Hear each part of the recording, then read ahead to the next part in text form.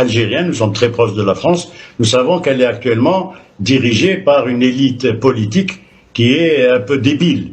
Lorsque le ministre de l'économie déclarait qu'il allait mettre la Russie à genoux, bon, vous voyez à peu près à qui vous avez affaire. Je voudrais juste faire une petite parenthèse, je ne sais pas combien de temps il nous reste. J'ai travaillé longuement au Niger. J'ai travaillé sur le barrage de Kandadji. Le barrage de Kandadji, qui est actuellement en voie de réalisation, c'est une entreprise chinoise qui le réalise, sur un prêt de la Banque mondiale. Ce barrage, cela fait plus de 20 ans qu'on en parle. Les gouvernements, les présidents du Niger se sont succédés les uns après les autres, et pour faire un barrage, un malheureux barrage qui est très compliqué techniquement, sur un fleuve qui s'appelle le Niger, moi j'y suis resté de longues années, une longue période, et j'ai travaillé auprès des populations, les Songhai, les Touaregs, etc., les Arabes, bref.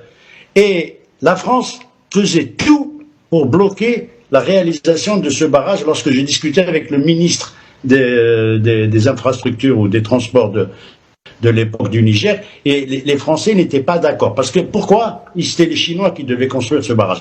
C'est pour vous dire qu'il y a une mainmise tellement importante sur ce genre de pays qui ne sont que des colonies, rien d'autre. Elles ont été déclarées indépendantes de manière formelle juste après les années 60. Le seul pays qui a eu son indépendance, les deux seuls pays, ce sont le Vietnam, faut pas l'oublier, et nous après la guerre d'Algérie. Donc ne restons pas dans les illusions. Le discours diplomatique de la France n'a pas changé d'un iota. On a parlé de la France-Afrique, mais si vous prenez les déclarations du général de Gaulle et vous prenez les déclarations d'Emmanuel Macron, ce sont les mêmes. Ce sont les mêmes, avec moins d'intelligence probablement de la part d'Emmanuel Macron. Je vous donne deux exemples très simples qui se sont produits récemment. La secrétaire d'État adjointe américaine s'est déplacée au Niger. Elle n'a pas été reçue par le général Tchiani, alors que c'est la secrétaire d'État adjointe du département d'État américain. Et l'ambassadeur, aujourd'hui, l'ambassadeur Sylvain Ité, l'ambassadeur de France à Niamey, a été appelé par le ministère nigérien des Affaires étrangères pour discussion. Il a refusé d'y aller. Réaction première des Nigériens, c'est de lui donner 48 heures pour qu'il déguerpisse. Parce qu'il y a cette absence de respect, il y a cette absence de vision, il y a cette absence de pragmatisme. Vous êtes ambassadeur, vous représentez un État, vous êtes convoqué, il y a de nouvelles autorités dans un pays, elles ont fait un coup d'État ou pas, car toute l'Afrique n'a fait que des coups d'État depuis qu'il y a eu les indépendances. Faut pas se faire.